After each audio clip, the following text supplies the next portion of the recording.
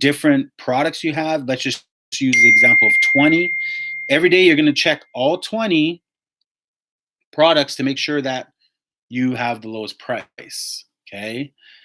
Or that you're at least matching the best price. What you don't want to do is you don't want to get into a bidding war. You want to use a little bit of etiquette in order to keep the profit level high. So if there's not a lot of sellers and you go through the sellers list on the product, maybe you're on your phone and you're looking at the inventory of a product, and you're looking at your inventory. I'll just take this one, Darth Vader.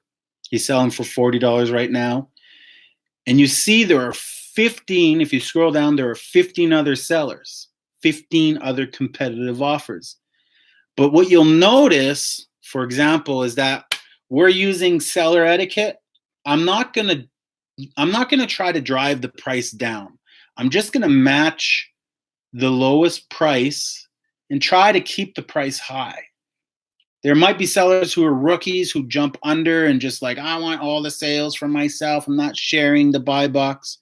If 3 sellers have the same price and they're the lowest price, they own the buy box. It's going to rotate through those 3 sellers. If 5 have it, it's going to rotate through those 5. So just a little hack, just a little etiquette.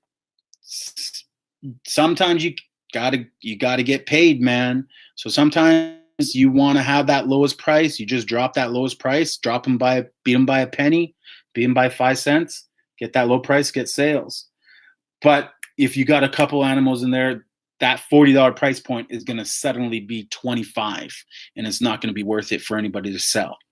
So look, like this is a listing, a great example of sellers, all who have upwards 100+ reviews for the most part. There's a couple people in here. There's one guy in here, he's got 8 reviews. I expect him to drop his price. Another person has 27, but they're not. They're keeping their price high. And hopefully we can sell it at this price. That's the goal. Okay, so number 1, yeah, you need to own the buy box. So you've shipped your inventory, your job's not done. You got to maintain match price or best price. Okay, number 2, run pay-per-click ad. So take all your inventory, go to your campaigns or your advertising or whatever it's called, and run an automatic ad and add in all of your products. And run it with a budget of $10 a day, 5 cents a click. $10 a day, 5 cents a click. Call it whatever you want. Name it whatever you want. Call it Coach Chrispect. Okay? So that way you know where you got that from. And just run your ad. Your ads are only going to turn on when your product has the buy box. So you're not advertising for others. People have this misconception that they're paying for advertising for other people because that person's going to buy from someone else because they have the buy box. They're never going to find your ad if you don't have the buy box because it won't be on. The minute you have the best price is this. The second you have the best price is the second literally it's on and you get impressions and you're generating views, you're generating clicks, and ultimately you're generating sales. At 5 cents, someone would have to click your ad 20 times in order for it to cost you $1. Okay, but if you turn around and sell one for $1 and made $8, you get all that money, the extra money. You probably wouldn't have got that sale without it. It's a great tool to use on products that are ranked super high, 80,000, 90,000, 150,000. It's great for low. Remember, when your ranking is 80,000 and people are searching for your product, you don't show up until page 6 or page 10. You're not the first page that people see and people buy from. So rule number 2, run some pay-per-click, an automatic campaign, make some money. Rule number 3, and this is up to you, but if you really want to dominate the sales, you have lots of profit, you really got low prices, like a low cost of can't even speak English. a low buying cost. So let's say you were able to buy a product for $4.50, but you're reselling it for $25. Amazon's taking $7, that's $11, that's $14 profit you have to play with. You may want to turn on your automatic pricing. You may want to automate your pricing. And what automating your pricing is, again, you'll have to kind of play with your Seller Central background. I honestly don't know what kind of seller you are. Are you a pro?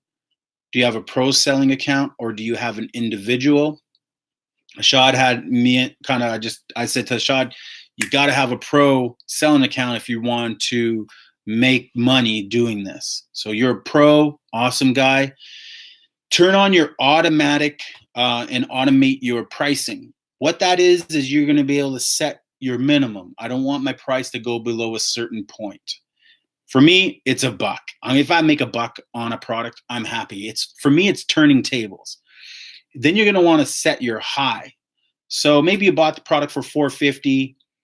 Right now, it's selling for $24.50. You're going to set your product high for $50 or $100. It doesn't matter. And you're going to set your low for, do the math.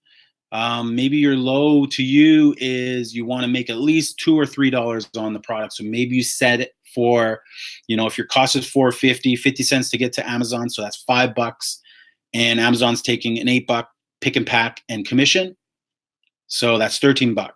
So you got to sell it for 15. So you put your low at 15, whatever, you make a couple bucks on that sale, but it's going to flip really fast. Okay, or maybe you want it higher, and then maybe your high is 50. Then what you're going to do is you're going to set in what your drops are going to be. Maybe you want to be a penny less, always a penny lower than the next best person, or 5 cents lower, whatever the case may be. So you'll set in your drops. You can do those on specific products. You don't have to do them on all of them. I recommend to do them on your profitable products, to do them on your competitive products, not necessarily your profitable products, because you don't want to lose all that profit. You don't want someone to come in and go, let's see if this guy has his price automated. Let's dive his price. So what they'll do is they'll come in, they'll see that you're dropping every time they're dropping. So they'll drop theirs extremely low. Maybe they'll drop theirs to like 16. You'll drop to $15.99.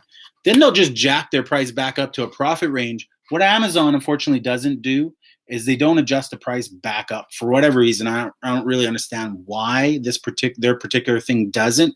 I get why they want sellers to sell at the lowest price, but for whatever reason it doesn't go up, or I've not been noticing it jump back up. I think the only time it does that is when there isn't any other sellers, but I honestly don't know. So I don't ever really pay attention to that. I don't really care.